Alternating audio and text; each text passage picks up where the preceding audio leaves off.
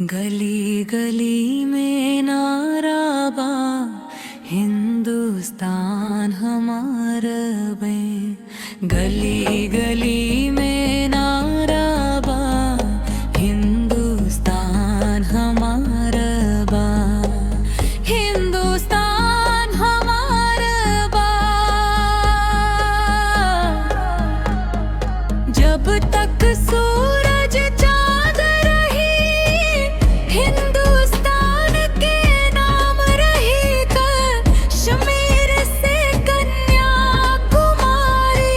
भारत माई एक हमारी। एक देश एक समान, एक तिरंगा।